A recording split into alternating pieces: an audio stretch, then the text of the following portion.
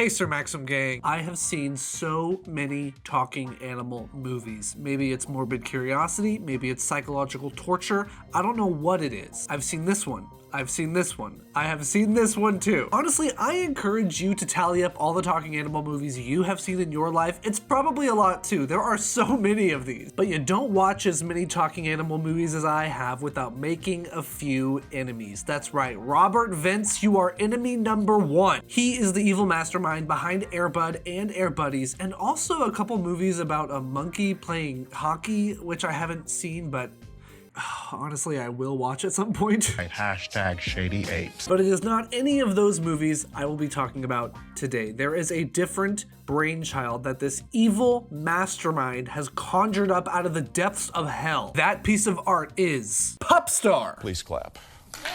You saw the title of the video. I already know that not a single person watching this has seen this movie, so sit down and let me talk about it to you. It's a movie about dogs that sing. If that's not your thing, this is your warning. Pup Star was released in 2016 and I think premiered on Disney Channel, although it doesn't seem to be related to the Disney company. There's no Wikipedia page for the first Pup Star movie or the Pup Star film series. The only sources seem to be written by literal children. There's a lot of grammatical errors. It's a lot of weird, confusing stuff. Just keep in mind that this movie came out the same year that Donald Trump was elected into office. I genuinely don't even know where to begin, not because Pup Star has some sort of dark lore underneath the surface, although you will be surprised by some of the shit I'm gonna pull up here, but mostly because I have consumed the entirety of this franchise. Yes, franchise. Baby, I've owned businesses. And I'm so deep in it that I genuinely cannot discern what information is important for someone completely new to this world versus information that just my corrupted brain thinks is important or knows is important. I'll be adding clips here and there where I can, but due to the nature of YouTube's, copyright stuff, I can't really include that much without getting in trouble. So it'll mostly just be my voiceover. But luckily, if you want to watch this, you can watch it right now on YouTube for free. Before we talk about the plot, you need to know that this movie takes place in an alternate timeline where a special type of dog treat accelerates the evolution for dogs and somehow made them talk. It is not ever explained more than that. I will not investigate the science of this, given that it's a movie literally made for 6-year-olds, but I am so fascinated by the fact that they chose to even include an explanation of why dogs can even talk. You don't need to do that. This is a kid's movie, just make it about talking dogs. To me, this is the first of many glaring insecurities this movie seems to have about itself, about the fact that it's a talking dog movie, a singing dog movie. This is not a situation where the dogs only talk to each other. This is literally all about dogs that are understood by humans and have a place in society. I normally hate when someone overthinks slop made for iPad kids, but I give myself a pass here. Is there a dog president? Can a dog be pope? Now that dogs are sentient, do they have souls? Can they go to heaven? I mean, later we find out Santa Claus is real. Don't even ask me about it. Do dogs vote? Why are any dogs still in cages? The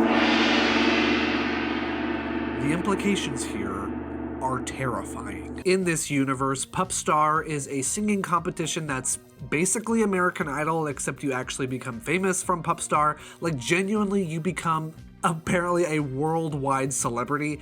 Everyone in the entire country, at least, and later the world, does know who you are if you win Pup Star, or even if you compete on it. I'm very confused at the state of pop culture in this universe. There are like dog talk shows. I think other dog TV shows, dogs are famous for other things. Dogs take human jobs. And so then I'm thinking, is this something that the humans are aware of? Luckily, we don't have to endure much human in this movie. Most of the cast is dogs. So let's get into it. Tiny is our leading lady. She's a Yorkie of an indeterminate age who wants to be a music star. That's pretty much all we know about her. The first movie covers her audition for Pup Star. She's like a pop singer. She's an icon. She's a legend. She's an icon. She's a legend, and she is the moment. Lou is Tiny's owner, but she talks to her like an equal, so I guess she's kind of her sister. This is what I'm getting into. Dogs are sentient now, so it doesn't really seem like Tiny is owned by Lou. Tiny refers to Lou as, quote, my girl Lou. So it's almost like Tiny owns Lou. Tiny also says our dad at some point. I'm losing my fucking mind. Lou's dad, Jerry Russo jump scare, and Ida is Lou's nanny because Lou's mom is dead. Literally only has one line in the first movie, but she's there the entire time, so get your check. Bark is one of our antagonists. He's like the reigning Pup Star champion. He's a rock singer, I guess, kind of alt rock, kind of classic rock, I suppose, and he's a total jerk. Also, a dog named Bark is insane to me because it's not like there's a human named Talk or Word or Hello. Charlie is a jaded old singer dog who teams up with Tiny on her adventure, and he is such an asshole. He has the classic crotchety old man who learns to love life again storyline, but they really lay it on thick. Like, I think 95% of the time he's a crotchety old man, and then he gets his time in the spotlight in the last 5 seconds of the movie and he becomes really nice again. So I guess that's fine. Kano is a dog bounty hunter, crime boss with an eye patch. This guy is bad news. He has bad blood with Charlie, but I've watched this movie 3-4 times now, and I do not remember what the bad blood is. I don't even think it's ever stated. I think Charlie took Kano's eye out, I guess, but it's never explained. And in times like this, I can consult the Villains Wiki page. Kano has a Villains Wiki page right between the articles for it and the Night King. According to the wiki, it says he will do everything to complete the order. Complete the order. What does that even... Wait.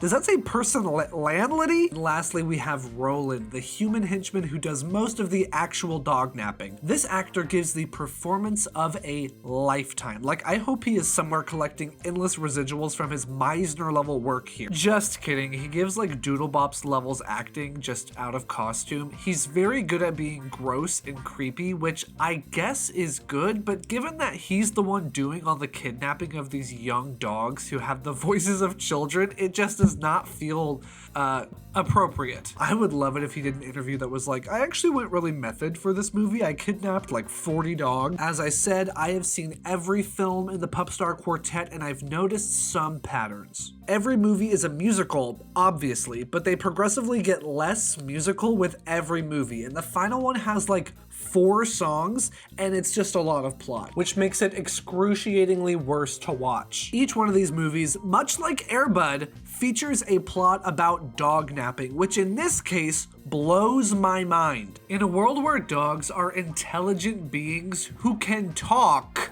this is tantamount to kidnapping. It literally is just kidnapping, and it happens every time. I think these movies make children expect dog napping to be a much larger part of life than it is. I have never been involved in any dog napping schemes, but this is not my world. This is the up mind of Robert Vince, and in Robert Vince's world, dog napping is the defining issue of our time. And lastly, each movie features an ending concert that's often interrupted by whichever character has escaped being kidnapped and runs on stage on live TV to expose the villains or sing a triumphant song. Maybe that would explain why the Greyhound host has such a bewildered expression on his face at any given moment. He's just waiting for his precious TV show he's been rehearsing for months to be interrupted by Russian criminals shoving dogs into windowless vans. The innocent world of Pup Star. But let's get into the plot. It's the Pup Star prelims again. Pup Star is holding auditions in Chicago before they go cross-country searching for the best dog singers in the US. There are 4 judges: Simon Growl,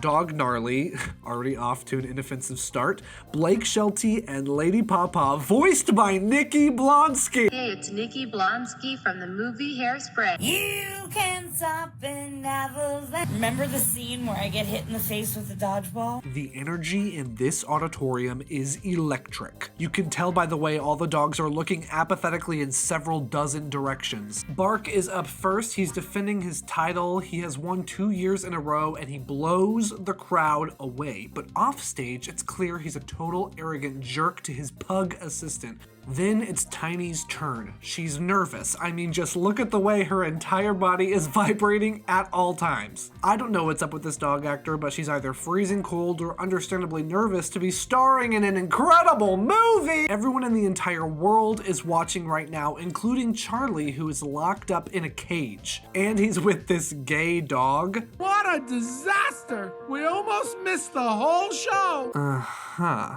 L'amore ci guiderà. You can see how engaged the judges are in these shots of dogs staring at nothing in particular. So Tiny does a great job. It's undeniable. She sings with passion, but she's not perfect. And Simon Growl is not impressed. Lady Pawpaw uses her golden buzzer. God bless Nikki Blonsky. Remember the scene where I get hit in the face with a dodgeball? And Tiny moves forward to the finals in New York City. Just look at how thrilled Tiny is. Jerry Russo says they can't go to New York because he's working a lot since his wife died, I guess. And Lou pulls the dead mom card. But this is where shit gets real. The next morning, Tiny and Lou are in the backyard when Tiny starts chasing a cat. Classic dog behavior. I guess dogs are intelligent, but still at the mercy of their primitive impulses. Lou chases Tiny on her bike, but one thing leads to another, and Lou crashes into a van. This is crazy. Lou wakes up and Tiny has disappeared, run away to some unknown location. Oh, the drama. Only she didn't run away, she's been dog-napped. Roland found Tiny and plans to ransom her for money. So this is literally kidnapping, not dog-napping. Some of these dogs are clearly way smarter than humans, so I declare this a hostage situation. Roland, you are a psychopath. Lock that chat. Lock it up. Also, in this movie, the family just immediately takes things into their own hands, which is like, yeah, sometimes you gotta do that, but no one even thinks about filing a police report, a missing persons report. Someone was literally kidnapped. So Tiny cries because, quote, her girl Lou is gone, and this is where you realize that Tiny thinks Lou died. Yes, Tiny is under the impression that Lou is literally deceased in the car crash. Jesus. Luckily, Charlie is pulling a Shawshank, so Tiny and Charlie escape the dog ranch and jump on a train headed for freedom. Tiny is determined to go to New York City and win Pup Star in memory of her dead girl Lou. Lou and Tiny sing a moving song about missing each other, missing your dead sister slash owner slash dog, and everyone cried. Okay, maybe I lied. Maybe they did go to the police or something because there's a $10,000 reward for finding Tiny, which is like, wow. Roland wants that $10,000 reward and he recognizes Tiny, so he enlists the help of dog bounty hunter Kano, who has unfinished business with Charlie. Quick note, I've seen this movie about 3-4 times now. I'm essentially reliving it every time I look for clips for this video. I have no idea where this adventure started. Like, the auditions are in Chicago, so does Tiny live in Chicago? They say she's, quote, from Chicago, but Lou later says that a trip to New York is 19 hours away. What? Correct me if I'm wrong, but that drive is only like 12 and a half hours. Obviously no stopping, but I don't think Lou accounted for stopping. So where are they? Are they 7 hours away from Chicago? Did they drive to Chicago for the audition, drive back, and then got in a fatal car crash? So Tiny and Charlie go on an adventure. It's like a reverse Homeward Bound. They meet a blues dog named Big Ears in New Orleans. It is my dream to be an extra in a movie like this. Look at the partying going on. They probably got like $50 to be in this movie, but even more, they made priceless memories that will last a lifetime. On this first visit, Charlie is being still a total jerk. Like, why is he being such an asshole to Tiny? He almost abandoned her after the train trip, meaning that she was 1,000 miles away from home and he was going to leave her alone after finding out she thought her girl Lou was dead. Big Ears' band is just amazing. Like, this dog on the piano is so God, like, laughing at a movie like this, I feel like I got a lobotomy. Like, I'm just the stupidest person in the world. Big Ears has allegedly the most soulful voice in all of New Orleans, but I can't help but wonder about the singers who were surely working here before, who were fired because the venue would rather have a dog. He has a very deep, bassy voice. He's a basset hound. Look, I do not know dog breeds. I've watched this movie a bunch, still don't know the breed. I don't think it's a flex to know about dog breeds. The real flex is watching a movie like this and not laughing, right? Try not to have a good time challenge, Pup Star edition, challenge level impossible. And he says, Pup Star, huh? You think you got the soul to be on Pup Star? So it's like, okay, I guess he's gonna teach her something. I think the two of them have a very much a Tilda Swinton and Benedict Cumberbatch Mr. Magic movie vibes. What's it called? Doctor Strange. Side note, I feel like the talking in this movie looks pretty good, right? Am I crazy? Like, it looks kind of realistic, kind of. So then he's like, get on up here, Tiny. I'm gonna show you how to sing with the blues. So he starts singing, and the piano dog, I guess, is playing the piano. It's kind of unclear. There's another dog there. It doesn't seem to be doing anything. The crowd seems to be having a great time regardless. I guess when you're this drunk on Bourbon Street, like, probably everything is entertaining to you. Then Tiny really gets into it and gives it some soul, and everyone's like, yeah! My tail ain't wagging. Here's the reason why. She's really good. So after this, Tiny and Charlie take a hot air balloon to Nashville, and the hot air balloon dog, again, recognizes Tiny from Pup Star. This is when the movie decides to have, I guess, action sequences, and there's multiple shots of Charlie carrying Tiny as a doll, or this insane mannequin Charlie just strung in the air. With this movie, the less sober you are, the better. And this is where the plot becomes especially tedious, because as we see these characters doing this, we see Roland and Kano following close behind them. And then we see the family following close behind Roland and Kano. So essentially we see the same thing happen 3 times every time something happens. So the hot air balloon dog is named Murray, and he's kind of a hippie, and he teaches Tiny not to hold back and to give into the groove whenever you sing, which is kind of similar to what Big Ears just told her about singing from the heart or singing with blues or whatever. You really shouldn't watch this part if you're not sober. Like, this is actually pretty horrifying. There's a human in a dog suit banging on these bongos, and they're also making the dog bang on the bongos, and then they keep using these cuts in reverse and back again to make it look like the animals are dancing or something. I feel like if I was a child, I would be pretty disturbed by this. Maybe I would laugh if I was really young, but you know that age where you kind of become aware of uncanny valley stuff? This is definitely in that zone for me. It's also clear they're just coming for the Shaggy Dog's gig, which in turn was just coming for the Shaggy DA's gig. Out of my way! I would be probably terrified if I was a kid, but I was a very craven child, so maybe that's just me. Anyway, this part sucks. This song I would give like a 3 out of 10. I completely forgot about it until I rewatched it, and then I forgot about it again until I rewatched it for the 3rd and 4th time. My brain is clearly trying to push this the fuck out of my head, but nevertheless, here we are. So then from here, they go to Nashville to meet with a country star named Emily Rose, who also has a past with Charlie. This movie is like mostly about Charlie. We're going to see Emily Rose? Watch it or you'll make me deaf in the other ear too. Your tone seems very pointed right now. Emily Rose is stunning. She's probably the best character in the whole movie, but I want to know the story of the 3 women who become her groomers and manager. Like, how as a human are you okay with that?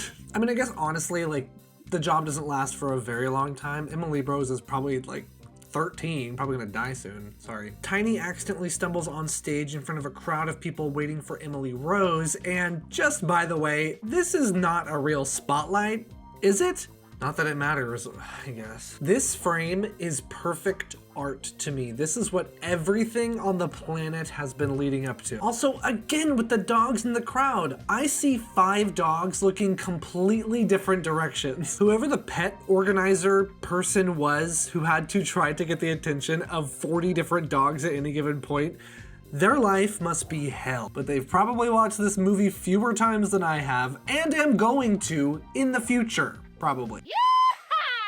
So then Emily Rose teaches Tiny how to sing from the heart, because country music is all about singing from the heart. So again, Tiny learns something from another person. They sing a duet, Emily's song Broken Hearted, which she dedicates to, quote, anyone who's ever lost somebody, and then she dramatically looks back at Charlie. I mean, I assume this is dramatic. The dogs aren't acting with their faces. Dogs have emotionless, flat faces. We just have to assume using context clues what their emotions are, or based on the very obvious dialogue. But heartbreak transcends species. I can tell that Charlie is some no-good tramp who probably ghosted Emily Rose after Bark stole his song. Spoiler alert, it's actually right after this song we find out that Charlie and Bark used to be music partners, and Charlie wrote the song Rolling Bone, which Bark is singing for this year's Pup Star. That's why Charlie is so jaded, because the music industry and all of the people he loved just spit him out. He trusted Bark and Bark betrayed him, so then he left Emily Rose, who's brokenhearted, but she's still on tour because I guess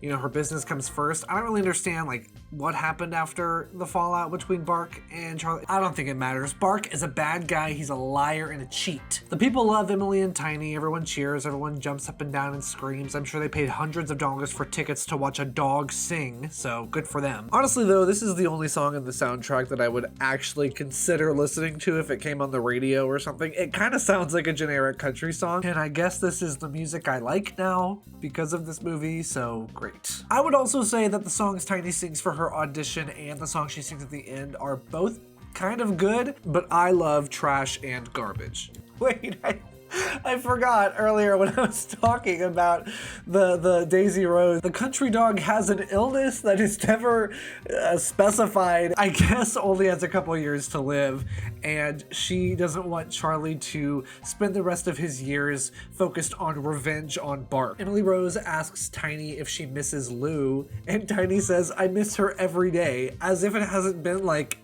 36 hours. Emily shows Tiny Charlie's old recording with Bark. Charlie comes in and just crashes out, and Emily Rose says, we can start over, and Tiny says, you're a great singer, and Charlie says, It's easy for the Queen of Country to say from the comfort of her beautiful tour bus. Charlie. Mr. Charlie! Meanwhile, we watch the family track down the dogs to Nashville, a location we were just at and are leaving in the main plotline. After some more time wasting stuff that does not matter, Tiny finally gets to New York City. There's a Rottweiler guarding the door, and this is what I mean about dogs having human jobs. I think it's cool. I can't help but wonder if it would completely devastate the economy, but I guess that's for another video. The Pup Star finals are doing a final tech rehearsal before the airing, and I just think this lineup is incredible. Bark is furious, I guess, because Tiny isn't dead. Okay, apparently his name is Kano, not Kano or Kano. I don't know what is happening. He and Roland threaten Emily Rose, and now is finally when all the characters are coming together for this big New York City confrontation. Except don't worry, the family is still on the road, not even here yet. Dear God. I'm looking through some footage right now, and look at this. Watch. Look at that. Is that dog real? No, right? It's not real. It's not real. Why would they have a fake dog? Why would they have a body double for like a minor character dog? That dog is barely in it at all. It's Winston! So at the tech rehearsal, Tiny is abducted again because Bark tells her that Charlie is in her car, and she believes him and just follows him into a limousine. They're gonna try to get Tiny disqualified because she doesn't show up to the show, and also she can lure Charlie to their van so that Kano can finally murder Charlie, I guess. Kano, whatever the does not have any reason to detest Charlie other than the fact that Bark hired him to do that. So is it just the money? Like, I don't understand. Is this the best job that Kano can get? There's a $10,000 reward for Tiny, but I mean, are they gonna split that 2 ways? Is Kano gonna steal it from Roland? There's another aspect of all of this that I don't think that you considered, Robert Vance: capitalism. In this universe, dogs, before they got the treats that made them all evolve to be able to talk and be smarter, dogs used to be cared for. They would not have to pay for anything. They did not have to work jobs. They did not have to become bounty hunters. This rapid evolution is not a gift, it is a curse. Plain and simple. This entire society has been upended, and now there's dog bounty hunters, and dogs can maul humans way better than humans can, I guess. You have opened Pandora's box, Robert, and there's no going back. Anyway, Charlie gets a pep talk from Emily Rose, who convinces him to, I don't know, just buck up. Tiny is still trapped, but the show begins, and I know what you're thinking. Who are the contestants? Let's get into this rundown. We have Winston, Chiquita, P. Diggy, that did not age well, Pharrell, Tiny, and Bark. It's no secret, Winston is great. I mean, you saw it. He's a great soulful singer. Chiquita is okay, but the dog playing her has these eyes that are terrifying to me. We'll dance the rumba, you won't be sorry. Is she okay? P. Diggy is fine. He just does a rap with a lot of dog puns. It's really nothing inventive. We literally see 5 seconds of Pharrell's. It's not that good, but I do like his jacket. And the dog is a great actor, I'll say that. The host says that Tiny has gone missing. Tiny has gone missing. I I love that he implies something bad has happened. Not that she's just walked, but that she has gone missing, which is true, but he doesn't know that. According to Pup Star rules, this means she is officially disqualified from the competition. Charlie rescues her, and they walk in just in time to see Bark performing Charlie's song. I don't know what is wrong with me, but I get chills when I watch this scene. I seriously do. In an act of heroic defiance, Charlie rushes on stage and starts singing right in front of Bark. They mess up Bark's mic and it's revealed that he's lip syncing or something. I'm actually kind of not sure. And just look at how shocked the judges are. You can see it on their faces. Although the host does have that shell shock expression on his face at all times.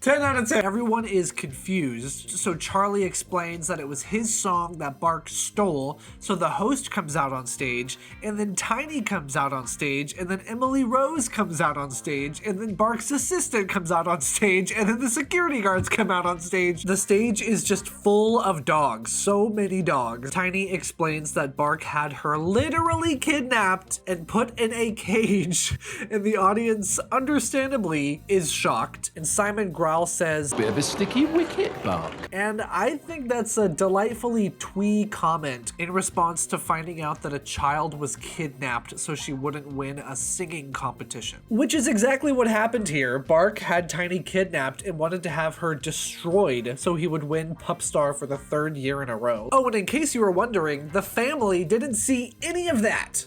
None of that. They walk in after all of that happened. And now it's time for Tiny's big finish. And y'all, please look this up. Please go watch this. I can't include the full song. I want to so badly.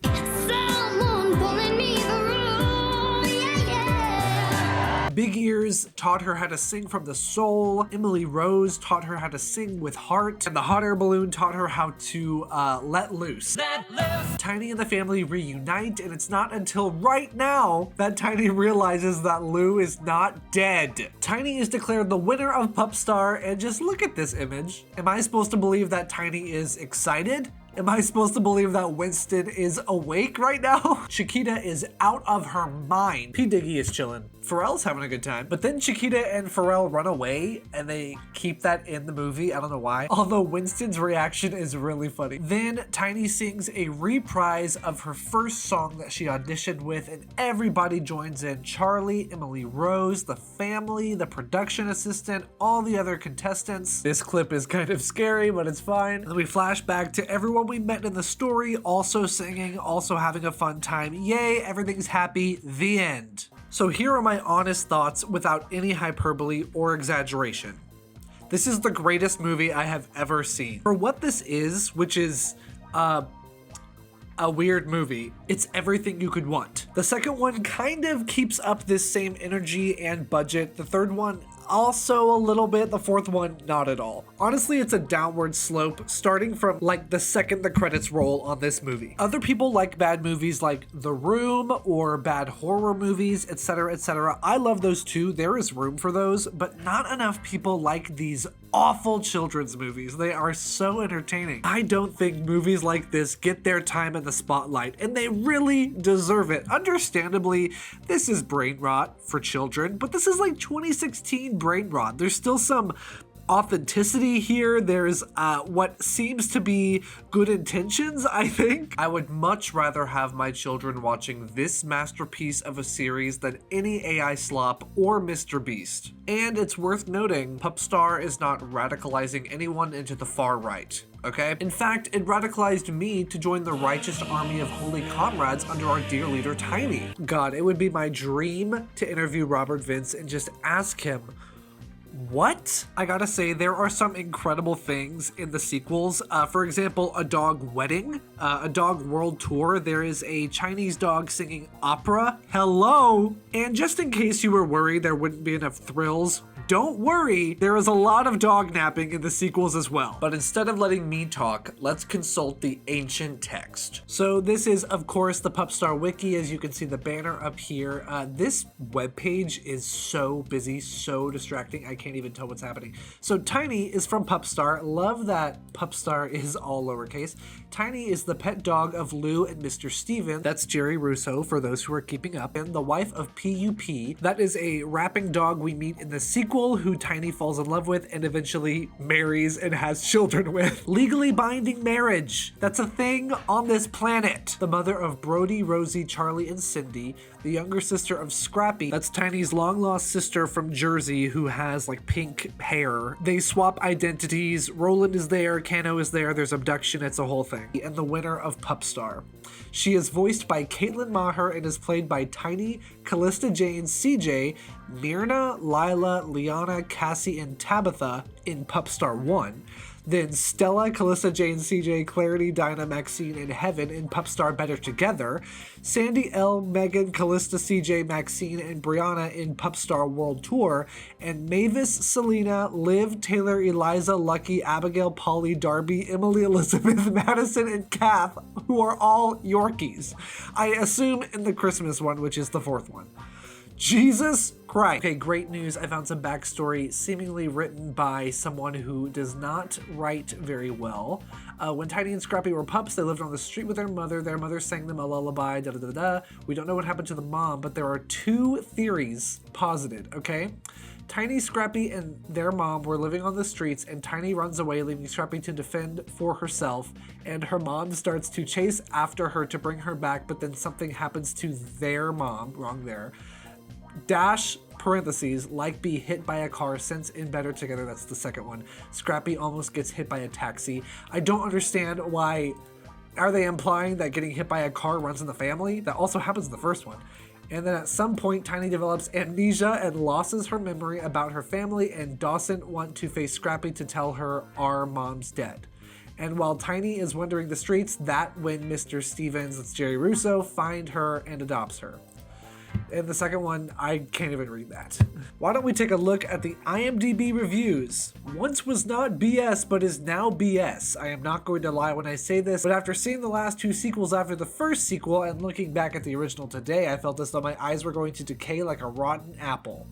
I couldn't stop watching it. 3 out of 10. Oh my guacamole. I know what you're going to say. This movie is crap, but Airbud Entertainment is so underrated it's not funny. Did I write this review? And adorable movie for the whole family. Could not have said it better myself. Fantastic family, fun, funny, cute, and really cool, period. Yum yum. Fun, fantastic, family-friendly film with talking and singing dogs. Best film ever made, best dog movie ever. The people love it, and I love it too. Except for this one part I really need to bring up. Robert Vance, I think you're kind of racist.